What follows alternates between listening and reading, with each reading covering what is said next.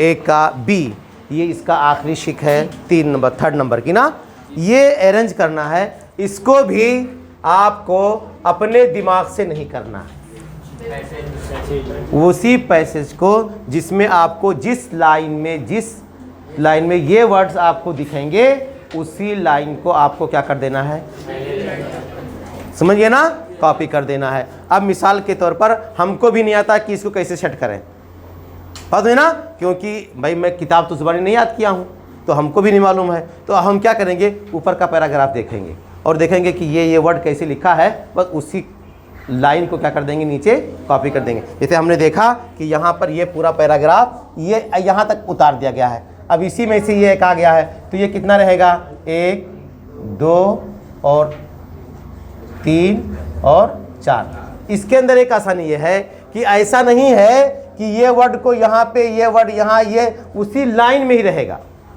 क्या रहेगा, उसी लाइन, या अगर पैराग्राफ में है तो वहाँ पर फुल स्टॉप लिखा रहेगा, वो बना रहेगा फुल स्टॉप, उसी फुल स्टॉप को उठा करके पूरा सेंटेंस आपको कॉपी कर देना है। अब जैसे मिसाल के तौर पर यह हमको नहीं मालूम कि हम कैसे सेट कर दें, है ना, क्योंकि हमने याद तो नहीं किया है इसको, लेकिन हम ये देख रहे हैं कि यहाँ पर क्या लिखा गया है, अस्सुकर और दवा। तो अब इस कौन सी लाइन ऐसी है जिसमें सुक्कर और दवा का इस्तेमाल किया गया है, या ऐसे ही तनावलत का वर्ड इस्तेमाल किया गया है, या ज़ब्त का इस्तेमाल, तो मालूम हुआ कि ये लाइन जो है दूसरी लाइन इसमें है। तो हम यहाँ नहीं देखेंगे और इस पर नंबर भी नहीं डालेंगे। बाद बच्चे कैसे तो इस पर नंबर डाल देते हैं, ये भी नहीं डालना है हमको, क्या करना है, और ये उतारना भी नहीं है, खाली हमको यहाँ पर एक नंबर डाल करके और लिखेंगे right arrangement and make the correct sentence ना, या मीनिंगफुल सेंटेंस, ऐसा आप लिख देंगे ऊपर। और उसके बाद में इसी जुमले को आप क्या कर देंगे, आप क्या कर देंगे यहाँ पे, इसी को देखो, अब मैंने क्या कर दिया, तनावला। अब इसको मैं नहीं देख रहा हूँ, मैं कहाँ देख रहा हूँ, पैराग्राफ में देख करके खाली हमने टैली कर लिया कि ये जुमला सब इसमें मिल रहा है, ये वर्ड इस जुमले में, इस सेंटेंस में मिल रहा है। हमने इसी को क्या कर दिया, कॉपी करना है खाली।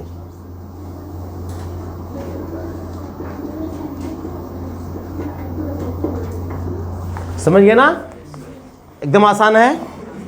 इसके बाद सवाल नंबर आपको आएगा 2, और सवाल नंबर 2 उन बच्चों के लिए है जिन्होंने ज़िंदगी में कभी अरबी नहीं पढ़ी है। इससे पहले बताया था मैंने कि उसमें कुछ नहीं करना है, उसमें आपके सामने शेर पूरा यानी 4-5 लाइन जो है ना वो लिखा रहेगा, और लिखने के बाद क्या किया जाएगा कि एक मिसरा लिखा जाएगा और नीचे एक मिसरा नहीं लिखा जाएगा, उसी को देख करके उसी मिसरे को कॉपी कर देना है, समझे ना।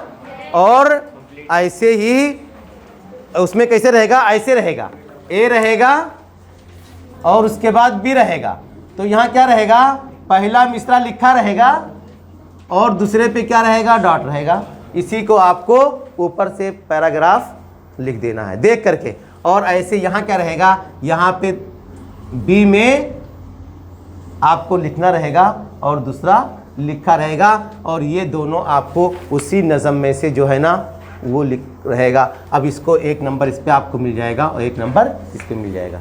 ये कितने नंबर का हुआ, 2 नंबर का। इसमें एक सवाल और आएगा, इन 2 नंबर में से एक सवाल रहेगा कि ये जो आपको उन्वान दिया, मतलब जो शेर नज़म लिखी गई है, ये किस सबक का नाम लिखना है। तो आपने 2 ही सबक पढ़ा है, एक तो मार्फतिल्लाह पढ़े और एक फ़ी मदह नबी सल्लल्लाहु अलैहि वसल्लम। तो आपको लिखना है कि इसका जो टाइटल है, टाइटल पूछा जाएगा आपको अंग्रेज़ी में टाइटल नेम, तो टाइटल आप वही डाल दीजिएगा कि फ़ी मदह। तो आप नज़म को जब पढ़ेंगे तो भी हो जाएगा। और नहीं तो ऐसा भी होता है कि बाद बच्चे बहुत होशियार होते हैं तो वो बोल देते हैं कि पहली नज़म मदह नबी सल्लल्लाहु अलैहि वसल्लम दूसरी नज़म में से है, तो आपको मदह नबी सल्लल्लाहु अलैहि वसल्लम लिखना नहीं आता है, तो कम से कम 2-3 बार लिख करके प्रैक्टिस कर लो कि ये नज़म मदह नबी सल्लल्लाहु अलैहि वसल्लम है और ये मार्फतिल्लाह है। अभी मैंने बोल दिया पीछे से यहीं से कि भाई मार्फतिल्लाह तो है रे, ये लिख रहे, अब आपको मार्फतिल्लाह लिखना ही नहीं आता है, तो कम से कम इतनी तो प्रैक्टिस होनी चाहिए आपकी कि भाई अगर कोई बोल दे तो हम लिख लें। तो ये जो नज़म का जो है, यानी इसका आप देखिए आंसर नंबर 2 और ए, इसके अंदर 2 सवाल है, 1 और उसके बाद 2। यहाँ पर क्या रहेगा, फिलअप रहेगा, और यहाँ पे क्या रहेगा, टाइटल रहेगा। टाइटल्स नेम में फिर 2 ही याद करना है, मार्फतिल्लाह और मदह नबी सल्लल्लाहु अलैहि वसल्लम। समझ में बात आ गई। तो ये कितने नंबर का रहेगा, फिलअप ये 2 नंबर का और ये कितने नंबर का 1। मतलब ये हुआ कि हिस्से नज़म ए को जो है यानी आंसर नंबर 2, आंसर नंबर 2 ए कितने नंबर का है 3 नंबर का।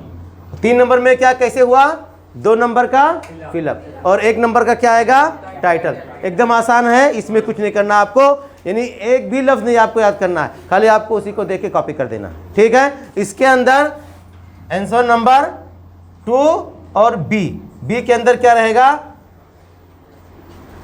नज़म नंबर 1 समझिए पहला दे दिया तो नज़म नंबर 2 किस में दे देंगे दूसरा दे देंगे। नज़म नंबर 2 जब दूसरा देंगे तो उसके अंदर क्या रहेगा कि आप एक चीज़ देखिए कितना आसान कर दिया है। मिसाल के तौर पर पूरा ये लेसन दे दिया आपको, कौन सा नज़म नंबर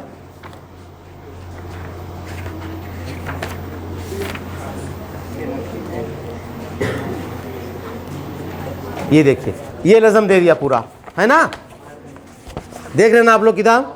अब ये नज़म दे दिया ना, इसमें क्या लिखा जाएगा, इसमें से जो आपके लिए सबसे आसान हो किसी 2 का नज़म आपके सामने पूरी लिखी रहेगी और किसी 2 का आपको ट्रांसलेट लिखना है।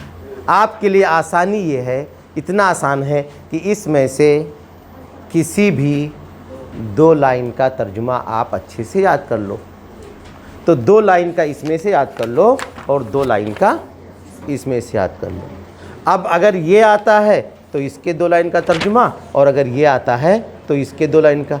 अब एक चीज़ इसके अंदर और है कि तर्जुमा लिखते वक्त आप नंबरिंग मत कीजिए।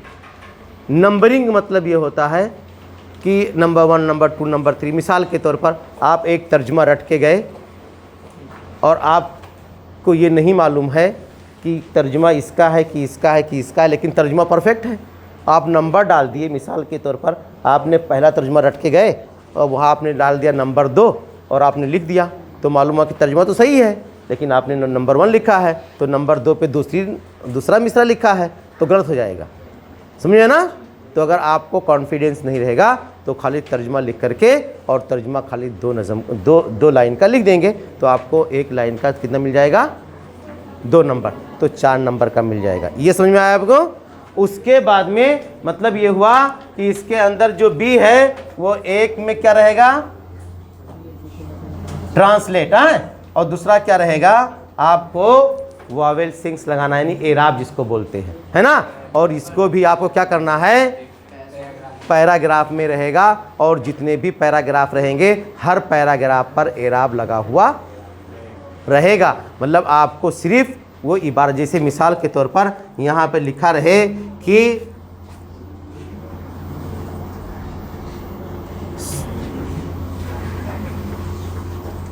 देखो इस पर एराब नहीं लगा है, लगा है नहीं लगा है ना।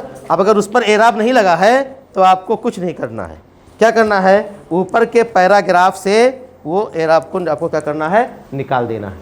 बस में ना आपको कैसे ये पैराग्राफ ऊपर लिखा है और जैसे जैसे उस पर ज़बर देर पेश लगा है ना वैसे आपको लगा देना है। अब बताइए अरबी कितना आसान सब्जेक्ट है, यानी जितनी मेहनत आप दूसरे सब्जेक्ट के लिए करते हैं अगर उसका 1% आप अरबी में कर दें तो आपको बिला मुबालगा आपको 38, 39, 40 नंबर से कोई रोक नहीं, बिला मुबालगा बोल रहा हूँ। मतलब इसमें कोई कन्फ्यूज़न की बात नहीं है और ना मैं आपको चढ़ा रहा हूँ, मेरी आदत भी नहीं है कि झूठी शोहरत या झूठी बातें करके बच्चों को चढ़ाया जाए, ऐसी आदत मेरी नहीं। आप तसव्वुर कीजिए कि जो पेपर आप अरबी का देने जा रहे हैं यानी दुनिया का सबसे आसान पेपर ये रहता है अरबी का, किसी भी जगह रहता है कि इस तरीके से कि एराब ऊपर लगा हुआ है और नीचे आपको एराब लगाना है, सवाल भी पूछा गया है और पैराग्राफ से वो सेंटेंस कोड भी किया गया है और वहाँ एराब लगाना है। मतलब ये कि आपको कुछ नहीं करना है, खाली देख के कॉपी करना है।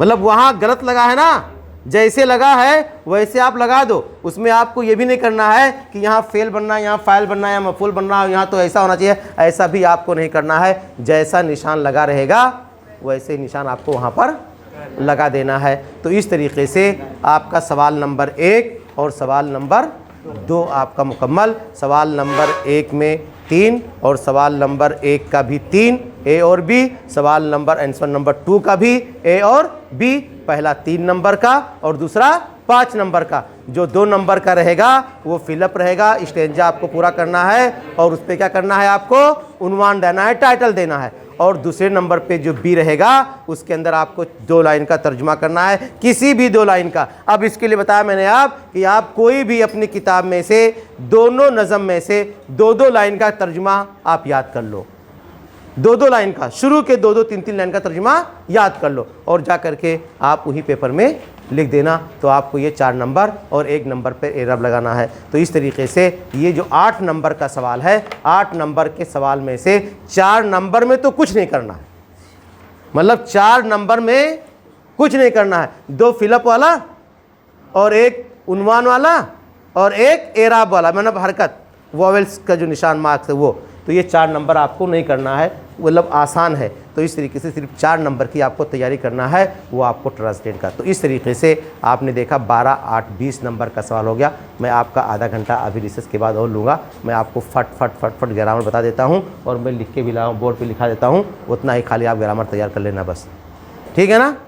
आपके लिए आसानी हो जाएगी, खाली उतना ग्रामर जितना मैं लिखा दूँगा बोर्ड पे ना, उतना खाली ग्रामर कर लेना, तो आपका 10 नंबर परफेक्ट हो जाएगी, ठीक है। आधा घंटा में इंशाल्लाह और आपका